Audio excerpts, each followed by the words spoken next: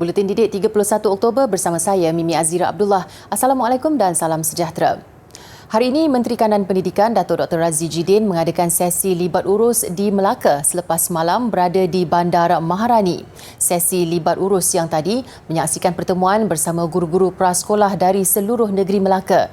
Pelbagai perkara dikongsikan pada perjumpaan terbabit. Jelas Dr. Razzie dalam perkongsiannya di Facebook, setiap saranan dan cadangan guru pada sesi berkenaan akan diperhalusi.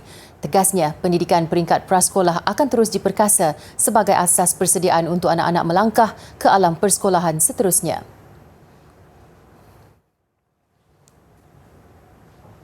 Keputusan kerajaan memperuntukkan 746 juta ringgit dari bajet 2022 bagi tujuan menaik taraf sekolah-sekolah daif seluruh negara bakal menyaksikan perubahan ketara kepada pengajaran dan pendidikan PDP khususnya di Sabah dan Sarawak. Mantan Ketua Pengarah Kementerian Pendidikan Tan Sri Abdul Ghaffar Mahmud berkata sejumlah 277 buah sekolah daif di Sabah dan Sarawak perlu diberi perhatian segera. Benda ini pada saya perkara yang kritikal sebab sekolah daif sebenarnya ada dua keadaan. Pertamanya, keadaan fizikal yang sepatutnya, classroom yang pada saya keadaan yang tak berapa sesuai untuk pelajar duduklah, dan keadaan yang buruk dan keadaan macam-macam lagi lah. Tambahnya, kemudahan fizikal yang tidak lengkap di sekolah-sekolah daif ini adalah antara perkara yang perlu dititik beratkan, terutama dalam usaha mewujudkan suasana pengajaran dan pembelajaran PDP yang selesa dan kondusif kepada pelajar. Dalam pada itu, Tan Sri Abdul Ghaffar juga berpendapat segala kemudahan asas perlu disediakan di sekolah-sekolah daif supaya jurang kesamarataan antara pelajar sekolah bandar dan di luar bandar dapat dirapatkan. Bajet 2022 turut menzahirkan komitmen kerajaan terhadap golongan belia khususnya mahasiswa. Antaranya menerusi inisiatif Peranti Siswa Keluarga Malaysia yang bakal memanfaatkan lebih 600,000 pelajar kumpulan B40. Presiden Persatuan Pemimpin Muda Universiti Malaya, Lim San Sian berkata usaha kerajaan itu tepat pada masanya dalam memastikan tiada pelajar yang tercicir. Dalam era dunia di hujung jari ini, pelajar juga boleh mendapat informasi terkini tentang isu-isu semasa supaya mereka dapat ikuti perkembangan terkini dalam dunia dan negara. Dan seterusnya, pelajar juga boleh memanfaatkan tablet tersebut untuk menjalankan e-dagang ataupun bisnes dalam talian untuk menjana pendapatan sampingan dan juga untuk meningkatkan kemahiran diri. Golongan mahasiswa turut merakamkan penghargaan terhadap kerajaan kerana memberikan diskaun bayaran balik pinjaman Perbadanan Tabung Pendidikan Tinggi Nasional PTPTN antara 10 hingga 15%. Saya bersyukur dan bersetuju dengan keputusan kerajaan dalam bajet 2022 untuk memberi diskaun bayaran balik pinjaman PTPTN bermula daripada 1 November ini sehingga 30 April 2022. Ini semestinya akan membantu belia-belia dalam urusan kewangan dan kehidupan mereka.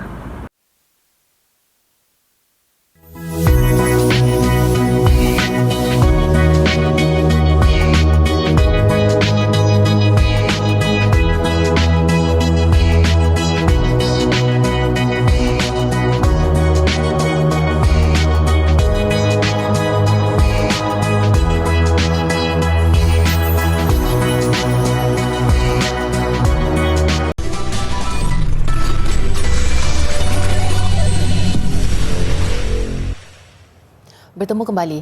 9,235 peserta menyertai pertandingan kemahiran sukan Majlis Sukan Sekolah Malaysia MSSM yang julung kali diadakan secara dalam talian.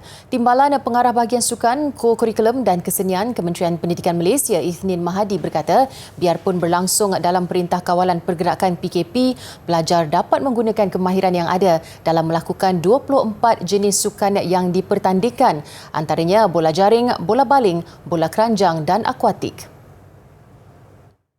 Mereka melakukan kemahiran walaupun dalam keadaan MCO mereka tak boleh keluar, tetapi menggunakan ruang yang ada di rumah dan sebagainya dengan ciri-ciri keselamatan yang mereka fikirkan, mereka masih dapat melaksanakan aktiviti fizikal dengan selamat. Dan inilah kata medium pertandingan yang mereka boleh mengukur keupayaan mereka. Beliau berkata demikian dalam program khas kemahiran sukan yang disiarkan di Didik TV semalam. Keputusan 9 daripada 24 jenis sukan itu telah diumumkan semalam, manakala bakinya akan dimaklumkan malam ini.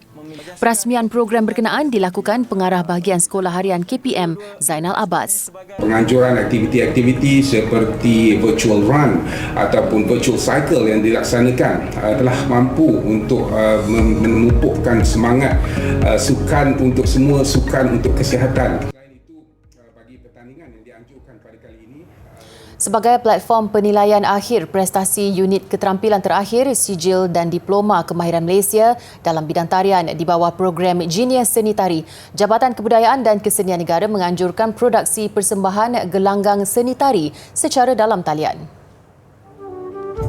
Menurut Ketua Koreografer Genius Seni Tari, Muhammad Akmal Ayub, terdapat 3 tahap berbeza di bawah program tersebut. Bagi tahap 2, mereka akan dinilai sebagai penari dan aspek yang diambil kira adalah kompetensi unit ataupun unit keterampilan ketiga iaitu musicality tarian tradisional. Seramai 8 orang perantis yang akan dinilai bagi tahap ini. Dalam tahap 3, seramai 12 orang perantis yang akan dinilai dalam aspek kejurulatihan tari. Tambahnya, kompetensi unit yang akan dinilai bagi tahap 3 adalah unit keterampilan keempat iaitu rekonstruksi tarian tradisional. Manakala bagi tahap diploma iaitu tahap 4, mereka akan dinilai dalam unit keterampilan kedua, susunan motif persembahan. Muhammad Akmal berkata secara keseluruhannya, 39 orang perantis terlibat dalam produksi persembahan gelanggang tersebut.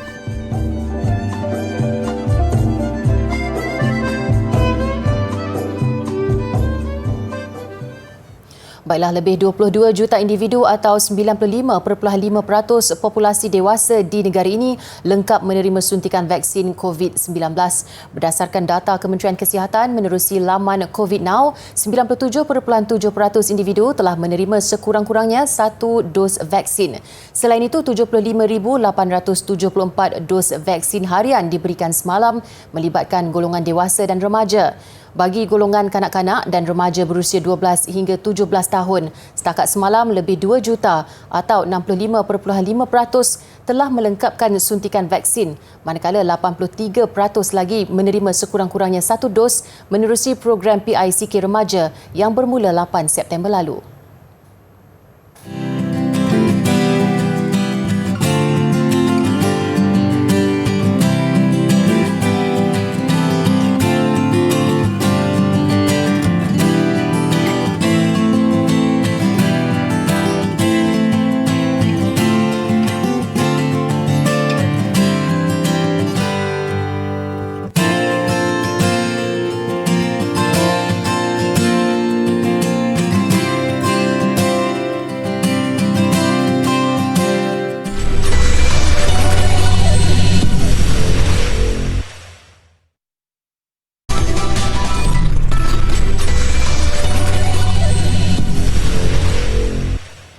Masih bersama Buletin Didik, sirip dan warna yang unik serta cantik menyebabkan ikan laga mempunyai ramai peminat. Malah kerana hobi juga, harga ikan itu boleh mencecah ribuan ringgit walaupun saiznya kecil.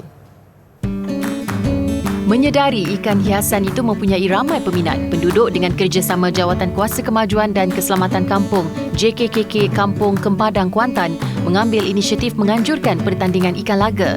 Acara itu berlangsung selama 2 hari bermula semalam di Pantai Kempadang, salah satu lokasi perkelahan terkenal di daerah ini. Hampir 300 peserta dari seluruh Pahang, Selangor, Kuala Lumpur dan Terengganu mengambil bahagian dengan mempertandingkan 915 ekor ikan laga membabitkan 45 spesies. Secara purata, harga seekor ikan laga ialah RM100. Ikan ni ada yang beli dari luar negara, ada juga yang biak sendiri lah. Dia kahwinkan lah. Harga dia mahal? Harga boleh mencecah ribuan ringgit. Boleh mencecah ribuan ringgit. Antara berapa ke berapa? Antara 1,000 hingga 7,000. Seekor? Oh, seekor. Bergantung pada saiz, warna dan jenis. 20 kategori pertandingan dan pemarkahan akan melalui pelbagai aspek, antaranya warna, sirip, janggut dan ekor yang cantik serta unik. Selain pertandingan dianjurkan untuk menarik minat orang ramai terhadap ikan laga, acara ini turut membantu mempromosikan produk pelancongan tempatan serta memupuk kerjasama dalam kalangan masyarakat. Sebut saja kek lapis Sarawak, pasti kita terbayang kecantikan corak serta keenakan rasanya. Juadah ikonik Bumi Kenyalang itu sering jadi pilihan sebagai buah tangan untuk dibawa pulang oleh pelancong apabila berkunjung ke negeri itu. Kek lapis Sarawak antara juadah istimewa rakyat Sarawak. Terdapat puluhan jenis kek lapis dengan perbezaan paling ketara dapat dilihat melalui pelbagai corak atau motif yang dihasilkan daripadanya. Terbaru antara kek lapis Sarawak yang paling digemari, kek lapis sisik ikan dan asam manis. Menurut Rogayah Slimat yang berpengalaman selama 7 tahun, pembuatan kek lapis memerlukan ketelitian dan kesabaran. Ini kerana setiap adunan lapisan kek perlu dibakar satu persatu mengikut tempoh masa serta suhu yang ditetapkan. Semakin banyak lapisan, semakin lama masa yang diambil untuk menyiapkan sebiji kek. Tapi kami di sini membuat untuk 12 acuan satu kali dalam masa 2 jam. Untuk kek lapis sisik ikan 2 jam setengah. Kalau masa manis 1 jam lebih. Lapis biasa 1 jam. Untuk 12 acuan. Menggunakan bahan asas seperti mentega, tepung, telur dan gula. Yang membezakan kek lapis ialah resepi yang digunakan serta corak dan motif lapis yang dihasilkan. Untuk kek lapis Sarawak asli, bahan yang digunakan termasuk rempah ratus. Sesuai peredaran zaman, beberapa perisa baru turut diperkenalkan. Kek lapis sisik ikan ini contohnya terhasil daripada kepingan masam manis yang disusun di tengah lapisan kek membentuk seakan-akan sisik ikan. Kalau sisik ikan yang kami buat tadi dalam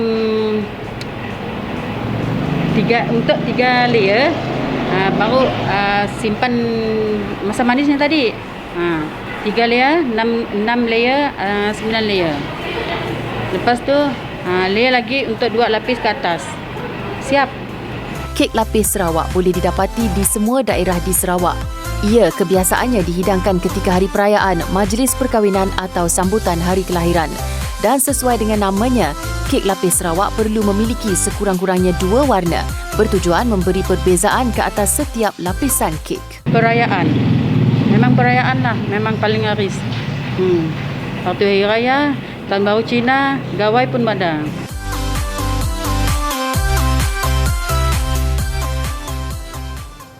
Peningkatan paras laut dan banjir besar sudah pun mendatangkan risiko terhadap puluhan juta nyawa di Bangladesh. Namun, kesan jangka panjangnya turut mengancam seluruh negara apabila tanah yang ditakumi air serta kandungan garam yang tinggi memusnahkan tanaman. Ikuti cara mereka mengatasi cabaran akibat perubahan iklim dunia.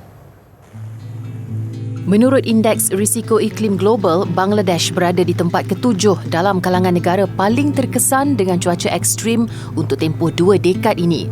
Golongan petaninya seringkali tertekan dengan ancaman pemanasan global yang seterusnya mengancam bukan sahaja kehidupan tetapi juga sumber rezeki mereka. Kemiskinan dan desakan hidup ini memaksa mereka tampil dengan penyelesaian kreatif. Lalu terhasillah idea mencipta kebun terapung. এখন তো কি বলে যে ডিজিটাল যুগ আমরা ইউটিউবে দেখলাম যে তাদের বড় বড় গ্রিন হাউস আছে এইটারে আমরা আকারে একটু ছোট করছি কিন্তু আমাদেরটাও তাদের চাইতে আমরা মনে করি যে আমরা পিছিয়ে নাই আমরা তাদের মতনই আছি কিন্তু আমাদেরটা একটু কি আকারে ছোট আমাদের অর্থ হিসাবেই করছি কিন্তু আমি তো এবছর 19% জায়গায় আমি গ্রিন হাউসের আদলে আনছি 19% জায়গা আমার খরচ হয়েছে কত লাখ দেড় টাকা তা আমি মনে করি যে ইনশাআল্লাহ তার 5 গুণ পাবো আমি। Mereka menghasilkan rakit daripada buluh dan lebihan bunga yang seterusnya dijadikan tempat menanam sayuran. Bermula dengan hanya labu, kini ia rumah kepada pelbagai jenis sayuran seperti peria, sawi dan bendi dan mampu bertahan lebih lama meskipun kawasan sekitar dinaiki air.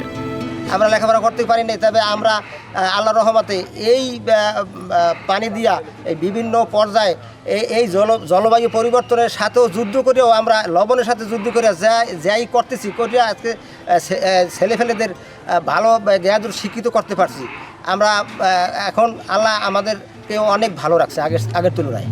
Institut Kajian Padi Bangladesh pula telah berjaya menghasilkan jenis padi yang tahan garam. Dengan daya tahan 3 kali ganda lebih tinggi, padi jenis ini sesuai ditanam di wilayah yang sering dinaiki air dan mampu tumbuh pada kadar lebih pantas. Dari Teluk pergi ke Pekan, singgah bermalam di Batu Lima. Sekalian makhluk Tuhan jadikan, kaya miskin dipandang sama. Paku sebatang, kuat bunyi tukulnya bertalu-talu. Maksudnya bercakap besar tetapi bukti kerja tidak ada.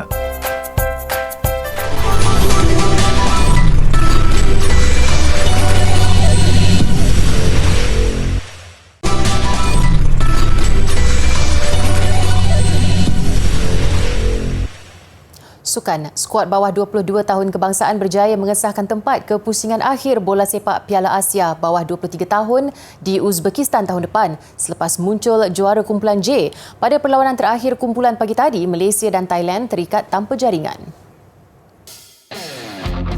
Mengekalkan formasi 3-4-3 dengan hanya perubahan kecil di bahagian serangan, skuad bawah 22 tahun kebangsaan kendalian Brad Melanie dilihat lebih banyak mengasak kubu pertahanan Thailand pada babak pertama. Walaupun beberapa kali mencemaskan Thailand, tiada percubaan tepat dapat dilakukan Malaysia. Bersambung babak kedua, giliran Thailand melancarkan serangan berbahaya. Mujur barisan pertahanan negara tenang dengan asakan lawan. Minit ke-62, Malaysia hampir membolosi gawang Thailand menerusi Harith Haikal, namun tandukannya menggegar palang. Menuju 10 minit terakhir, Thailand berterusan mengasak kubu negara tetapi kedudukan 0-0 kekal sehingga whistle penamat. Dengan keputusan itu, skuad bawah 22 tahun kebangsaan muncul juara kumpulan J dengan 7 mata, sekaligus layak secara automatik ke pusingan akhir Piala Asia bawah 23 tahun di Uzbekistan tahun depan. Ini kali kedua skuad negara layak ke pusingan akhir selepas skuad kendalian Datuk Ong Kim Swee mara buat pertama kali di China pada 2018 sebelum terkandas di suku akhir kepada Korea Selatan. Fantastic achievement of this group of players. We've said all along, I have incredible belief in this group of players and they performed outstanding in the whole tournament, very professionally. We didn't concede one goal in the whole tournament and that more or less proved the difference today. But across the whole board, I cannot be prouder of this group. And, we've achieved qualification again without losing a game. So it's fantastic to see.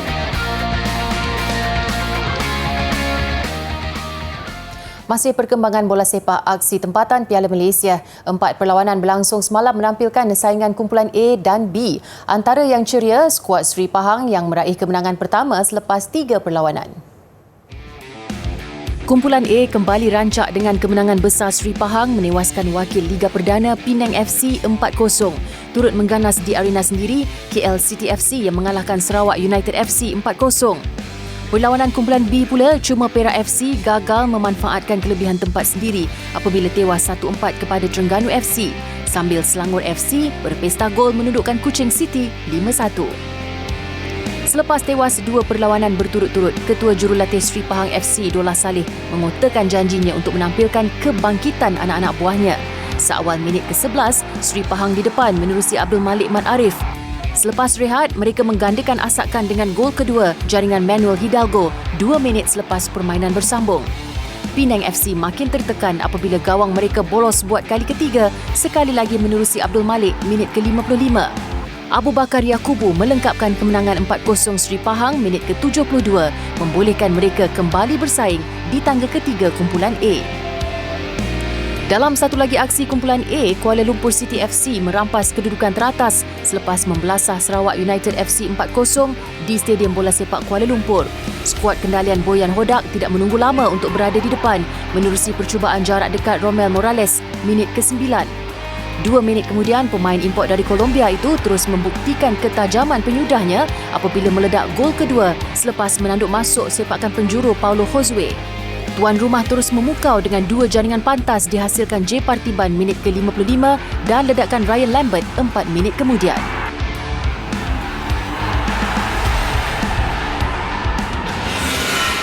Sementara itu, pada aksi kumpulan B, Selangor FC berpesta gol di Stadium Majlis Perbandaran Petaling Jaya menewaskan Kuching City FC dengan keputusan penuh 5-1.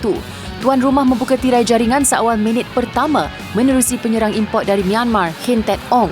Namun, skuad kendalian Irfan Bakti Abu Salim bangkit mengikat kedudukan 1-1 hasil jaringan Michael Ijizi 9 minit kemudian menerusi sepakan penalti. Bersambung babak kedua, Selangor meningkatkan asakan dan berjaya membawa tuan rumah di depan hasil ledakan Ahmad Daniel Asri minit ke-59. Juara 33 kali Piala Malaysia itu terus mengganas dan kali ini jaringan daripada pertahanan dari Singapura Safwan Baharudin minit ke-65. Daniel terus mempamerkan sentuhan berbisa apabila mencetak gol peribadi keduanya minit ke-79 sebelum Sean Selvaraj melengkapkan malam penuh bergaya buat Selangor pada masa kecederaan.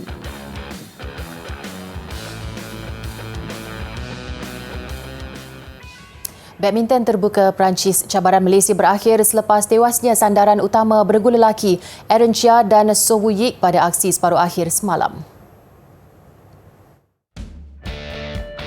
Turun selaku pilihan keempat, seharusnya Aaron dan Woo Yik bijak mengawal keadaan selepas menang 21-14 pada set pertama. Namun sebaliknya terjadi apabila pemenang pingat gangsa Olimpik Tokyo itu memberi ruang buat Ko Sung Hyun Shin Baek Chol bangkit memenangi set kedua 21-10. Set ketiga nyata sengit, Aaron dan Woo Yik terpaksa akur kepada lawan bukan pilihan itu dengan kekalahan 22-24 dalam saingan yang memakan masa 56 minit.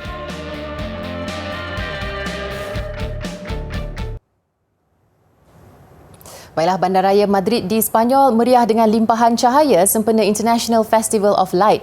Paparannya mengakhiri Buletin Didik. Saya Mimi Azira Abdullah. Salam hormat dan kita jumpa lagi.